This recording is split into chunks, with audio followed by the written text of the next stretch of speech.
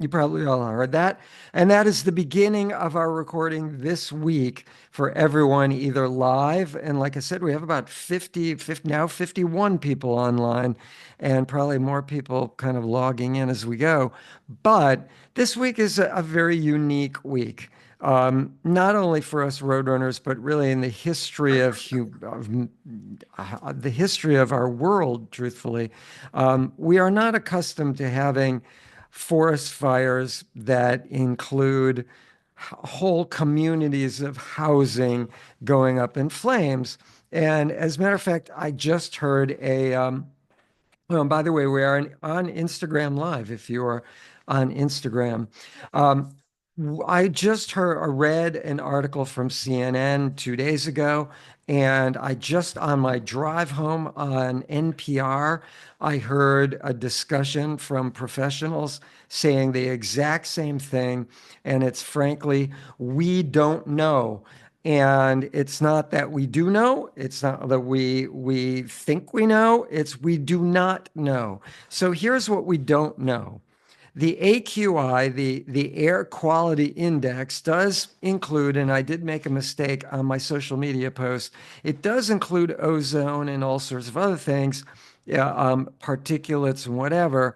But there are things that the AQI does not include, and my wife is setting up Instagram.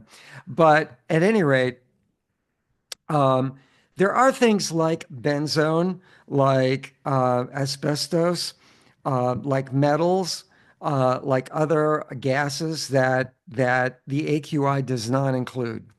So when the AQI is low, which it is now, the air quality index is actually rather low and right now. So that's a good sign. But the question is what is in the air that we don't know about?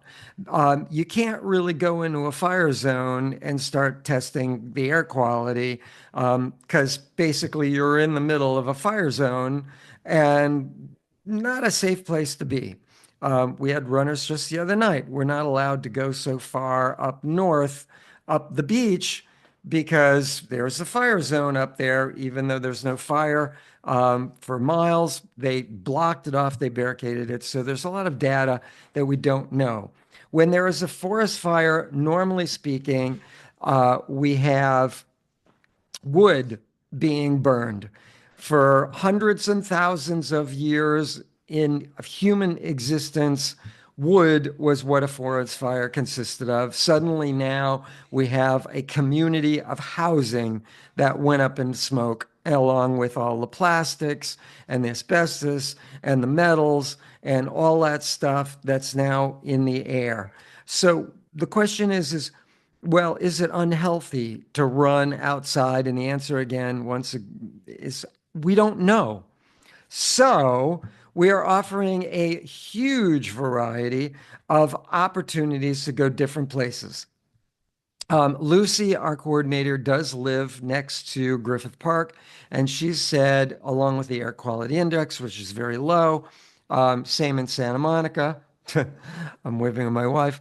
Um, Basically, it's very low, so one would think it would be safe. Question is what about all of those things not recorded in the AQI?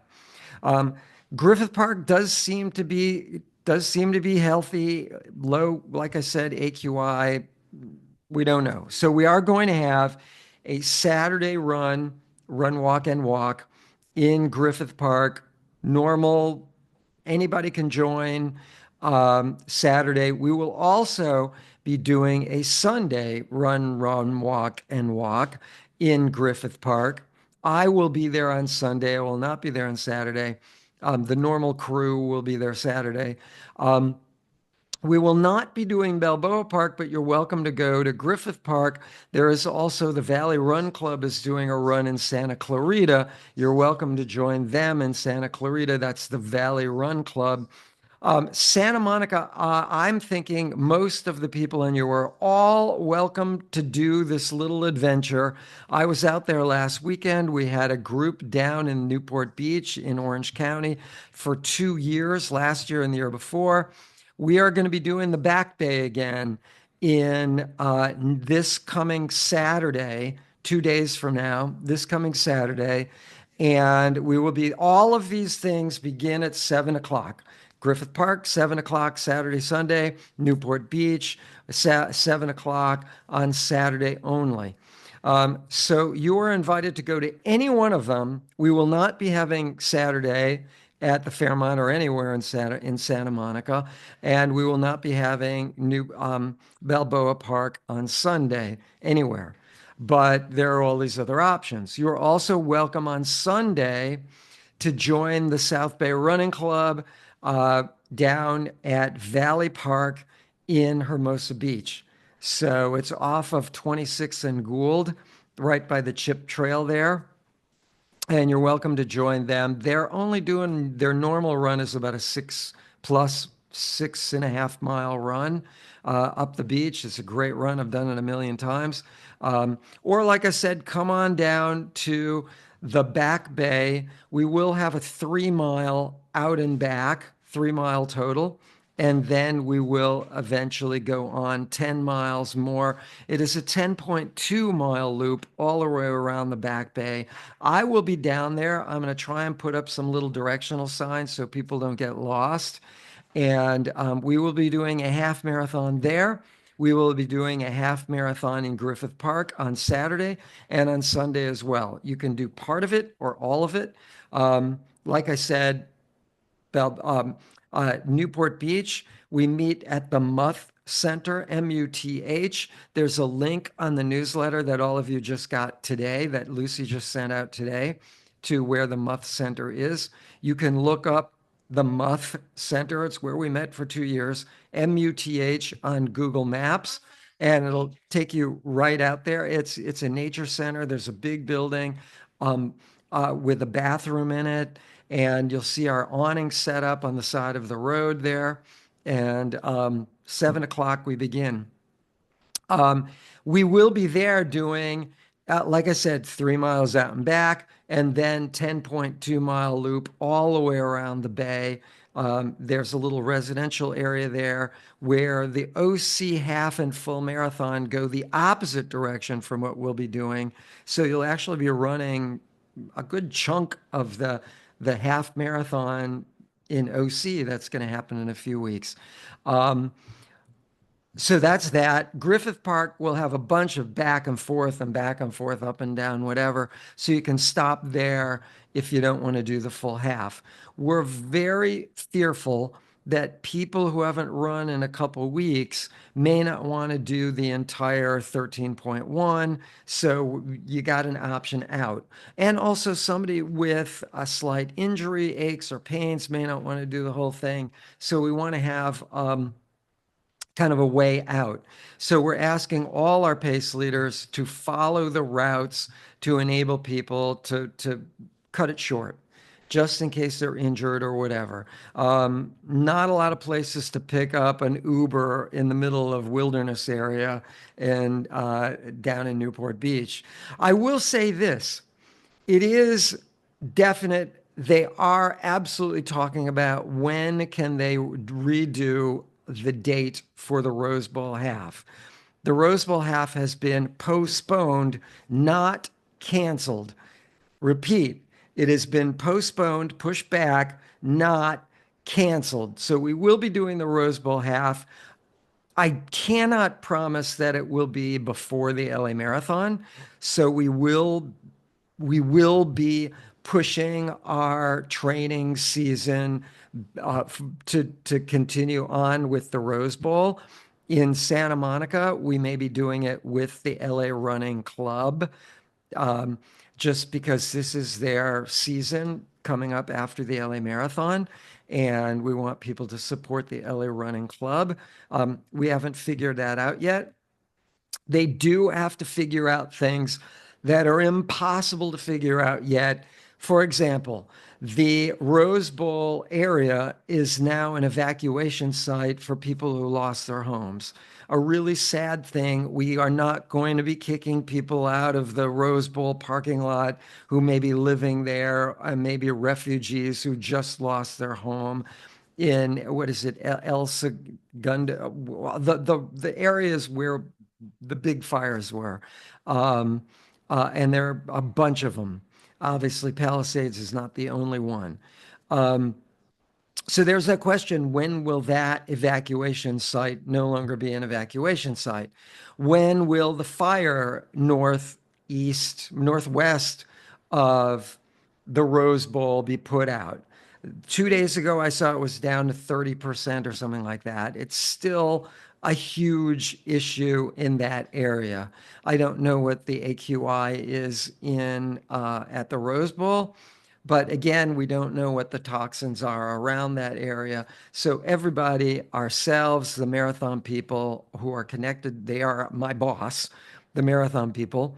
Um, they're all being extremely careful about when and where and what and how it's going to happen. And the answer is we don't know any of this. We don't know when the evacuation site is going to end at the Rose Bowl. We don't know when the fires are going to be put out. We don't know when the Rose Bowl would again have a date for us to jump into once all these things have ended. We don't know when the city of Pasadena is going to have a free or the ability to have us move in again and redo our permits. All of these things are huge questions for that city that's still kind of under siege, from fires in the area. So that's out of the way. This weekend is out of the way. Now, what I want to talk about is something that I will probably edit this down and post it online just this much. And what I want to talk about is, what do you do if you've been sick for a couple of days or a week or a month, or you broke your leg falling down a set of stairs? What do you do to come back? How do you think about coming back? And this is just a generalized topic, which is really prevalent right now because we're talking about, if you took time off, which a lot of people have, if you took time off from training because you didn't want to go outside and you couldn't breathe, and you didn't have the opportunity to run indoors in a filtered room with a treadmill, what do you do? And this, like I said, pertains to, what do you do if you've been sick for a few days or you injured yourself for a few weeks or whatever it is. So that's what I want to talk about today. It is universal to not just now, but broader spectrum. So here we go. Let me pull up. My God, we're at 58 people online right now.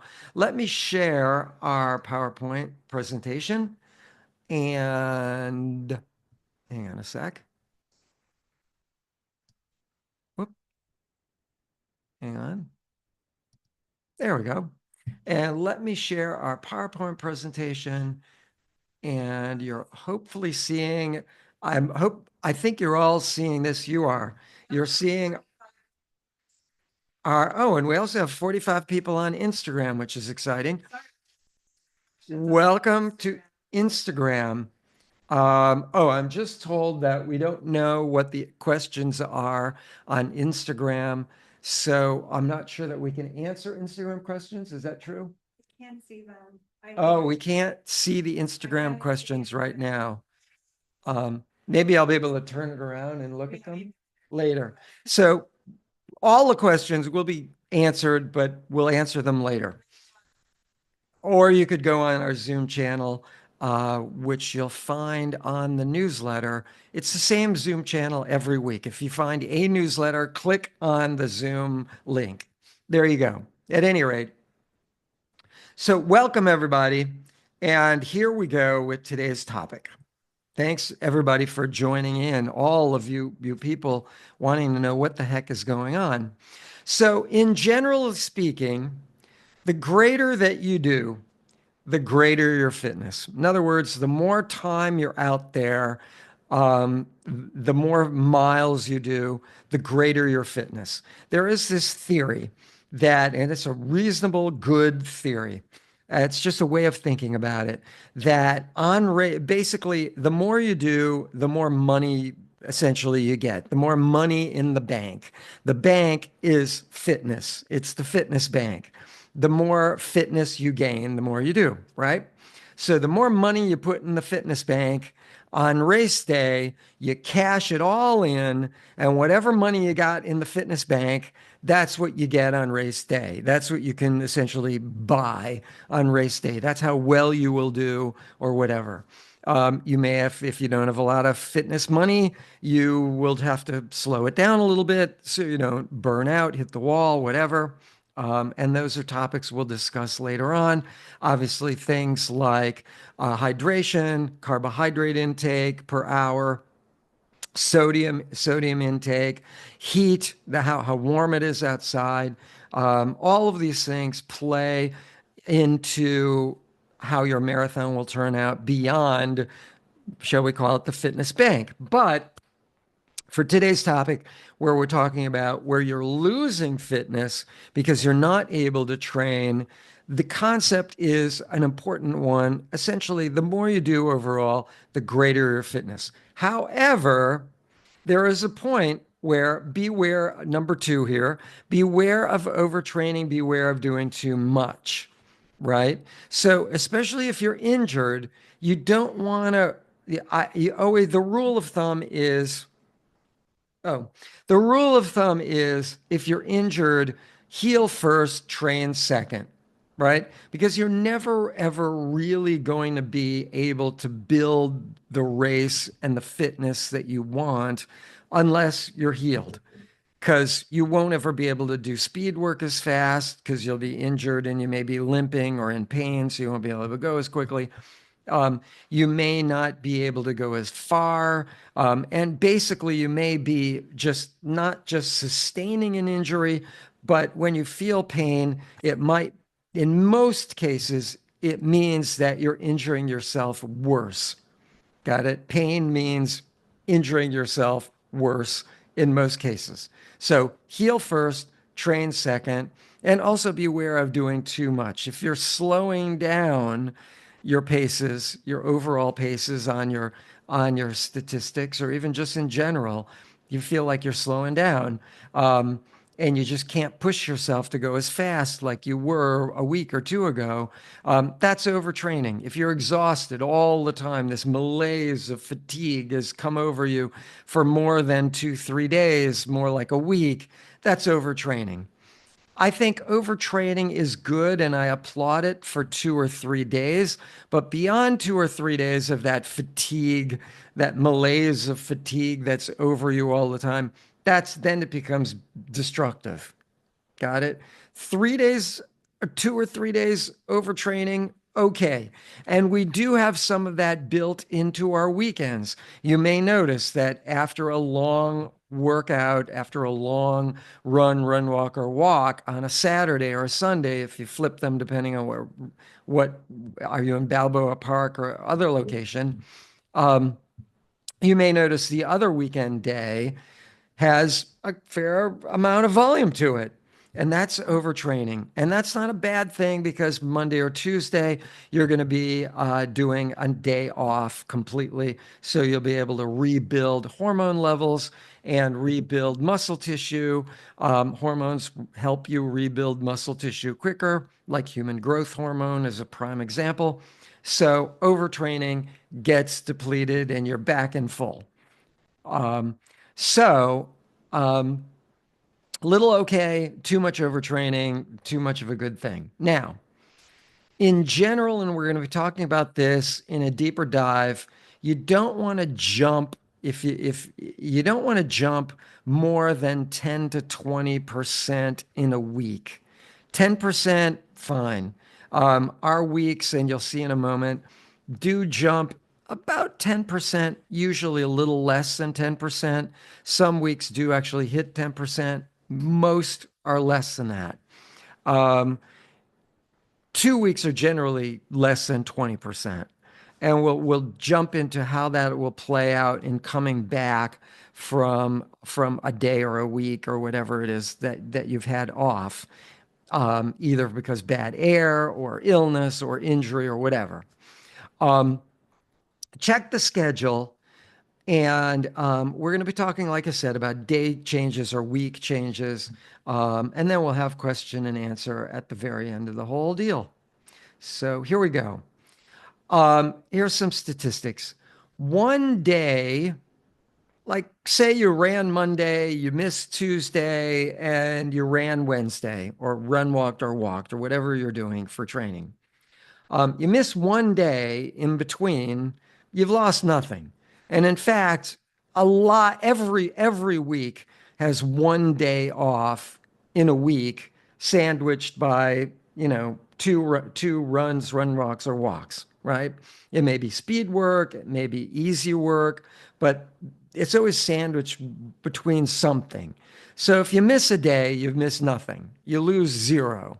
If you get a little cold, one day off, big deal, you're good. Um, Even if you lose a day of actual training on the schedule, you can always flip that day off with that missed day that you've had. Or if your schedule doesn't allow for you to train that day, you can always flip a day off with the day that you missed. That's a pretty simple thing to do usually. Now, what if you miss 2 days in a row, you know, not that big a deal. You're only talking about like 1% off your overall ability, we'll call it fitness. Now, generally speaking, it takes a longer time to lose aerobic ability, meaning the ability to go farther and farther and farther, right? You don't really lose aerobic ability very quickly. So I would say on 2 days missed, you probably lost zero ability to go farther. What you've lost really is more the ability for speed, right? The ability to sustain faster paces for like threshold runs or interval runs or repetition runs, those runs that you may do on a track or on important days, we call critical days, where you're really doing speed. That high end for you may be a little lower when you miss 2 days in a row or 3 days in a row. 3 days in a row, it's all increasing in percentages, from 1% on 2 days missed. Call it 1 week missed, you're kind of up to about 10% of everything again. Less aerobic ability to go farther, more speed, high intensity ability to go on shorter distances, right? Um, you're losing some more of that high end ability. So figure you've lost about 10% in a week. It does your high end, that speed will come back pretty quickly. The endurance takes a little more time to come back, but then you don't lose it as quickly. After 1 week, you haven't lost that much endurance. Um, and you'll rebuild. Keep in mind again, the more volume you do, and we're going to be discussing this in a minute as it pertains to this week and next week, specifically on our schedule with missing the Rose Bowl and all that. The more you do, the greater the fitness there is. The greater the fitness you have, the better you'll do on race day. So if you've maintained a taper, well, we'll talk about that next. So here we go. Here is, let me get this picture out of the way as best as I can. There we go. Okay. So here we go. We are looking at a level 4 schedule. Specifically, this is group 6. Oh, I'm not in frame on No, Instagram. just show everyone the schedule. Oh, okay. Um, we are looking at the Group 6 Level 4 schedule. Groups 5 through 9 are all on Level 4. And where can you find these? And they're all online. If you go to the LA Marathon webpage, click on Get Involved, or if you're on your cell phone, on the top right, the three little bars, we call them the little hamburger. Click on that, click on Get Involved, LA Roadrunners. Scroll down to where it says training resources, and then you'll see the LA Marathon and all the level 1 through 5. Got it? This is the level 4. They're all kind of similar in nature. But this is my version that I look at, and you can see on the leftmost column, you can see paces for group six. Their easy pace range is 1042 to 1144. I can only use one number to get totals.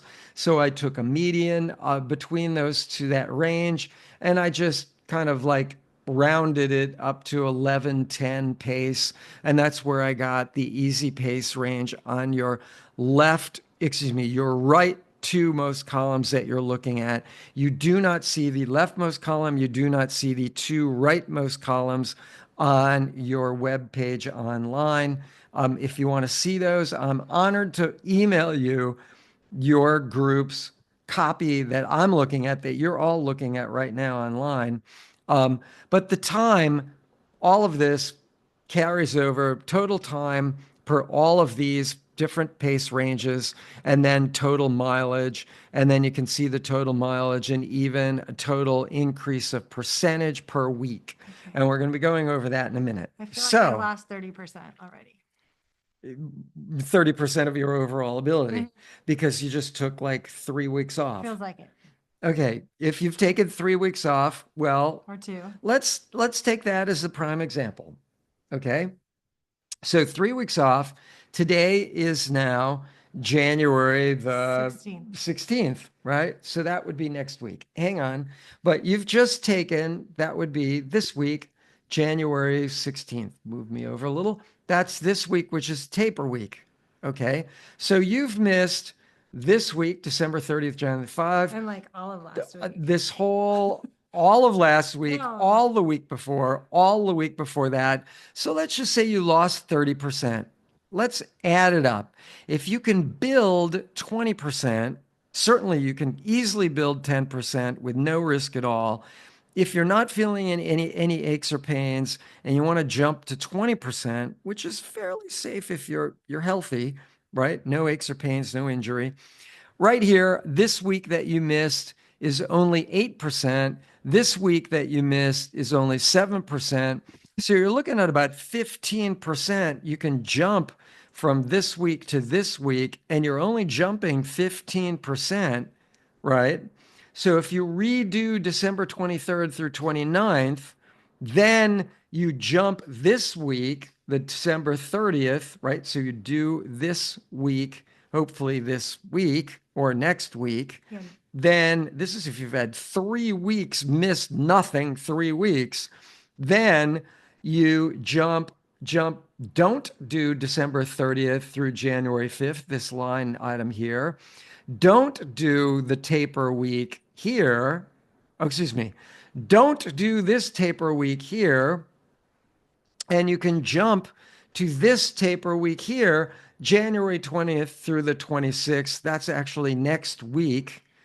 And that would pretty much put you on target if you missed 3 total weeks of doing nothing. Well, that'll be Because as of next this week. is a taper week. This is a dramatic taper week before the race. And this week you've just skipped because you're jumping 20%. Although, honestly, you're jumping 6% here. And then you're jumping into really a 3%, this is only 3% increase. Okay, so we're gonna be okay. So you're really all going to, even if you missed 3 solid weeks of doing nothing and you jump into this week here, this week, January 20th through 26th, that's next week. Uh-huh. I'm not talking this week. You're fine if you've missed 3 weeks of doing nothing. Okay, Make sense? you say so. Now, this week down here, 2 weeks from now, is only a 3% increase over the last build week, which was December 30th through January 5th. So if you did December 30th through January 5th, which is 43.22 miles total, I did. the week after next week, the week after next week is only 44 miles. What is that? 43 to 22 to 44.56. That's only 1 something miles more, or only 3% more over that last build week, right? Because we've had all these taper weeks. So if you've maintained really every other day, doing like 30 minutes or so every other day, you've pretty much sort of maintained. You've lost a little, but then if you jump in next week with this kind of, it says taper week, but truthfully, it's not really a taper week because you're doing 40 miles total, right? The last build week was 43. So it's not a huge taper week. It's really kind of a rebuilding week, right? Even though it's less than the last build week. It's minus 6.37% less than the last build week, which was December 30th through January 5th, right?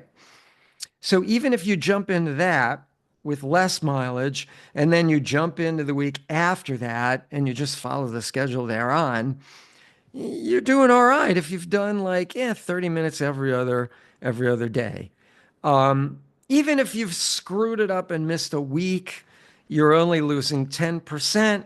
Like I said, you can easily jump 20% as long as you're not injured, no aches or pains, no fear of injury, no past injuries that might rise back up again and haunt you again.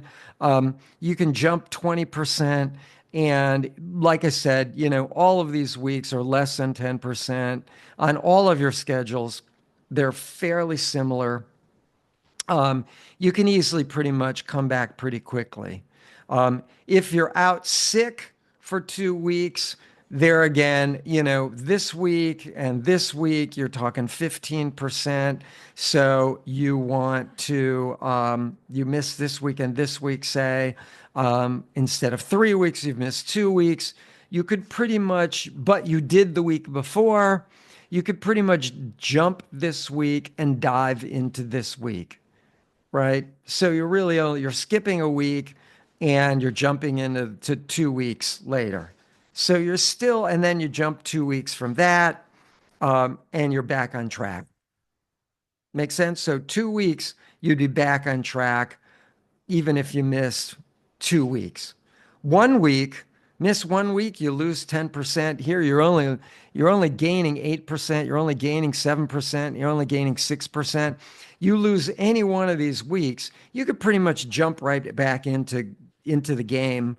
Um, if you miss this week here, January 16th or 22nd, you could pretty much skip the 23rd through 29th and you're back on track December 30th. You've lost 10%. You're only building 15%, where you could theoretically build 20% if there's no risk of injury. So hopefully that kind of puts some of you at ease. You're getting back on track. And here's the other thing: for those of you just starting the season, um, and you're at 20 miles, you're way back at the very, very beginning. This is a taper week, 18 miles. I'm talking 20 miles for the entire week. You can easily build like 20%. So you from 20 miles, you're adding 4 miles. So go back to the schedule. I'd be glad to send you your schedule at your ability level that shows you all the increases.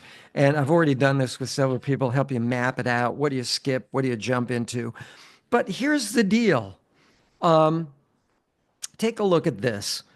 Here's your last 2 weeks before marathon race day.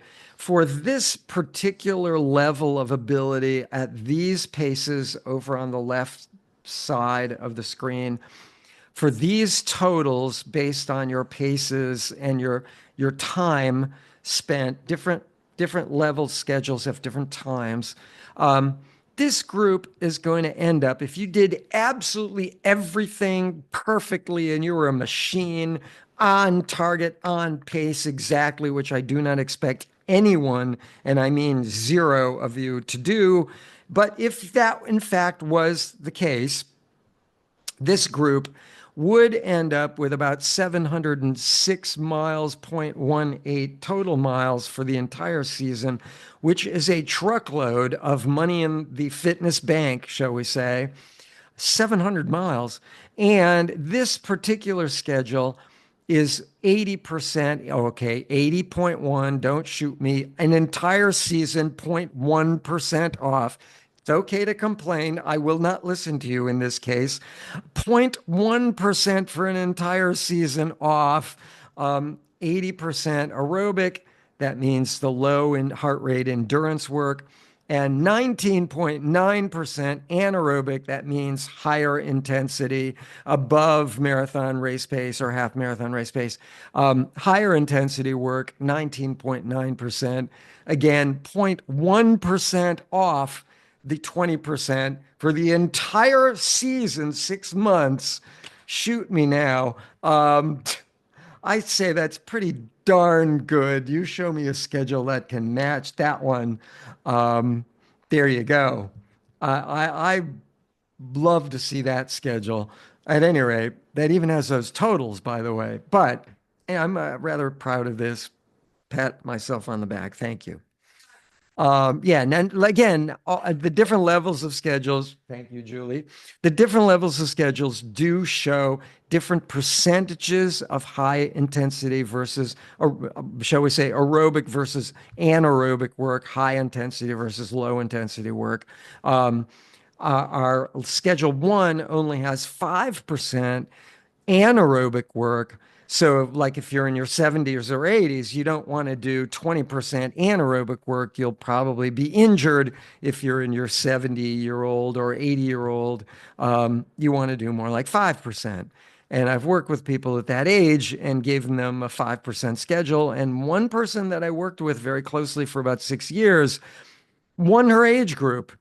But before that, more than 5%, she would have been injured. Forget it. She would have shown up on race day, as she often did in the past, injured. And that doesn't help you any. So that's why we have the different percentages of high versus low intensity. So based on in part age group, in part experience with injury, so you can do less and keep going. Injury prevention is a big part of that. Um, there you go. Okay.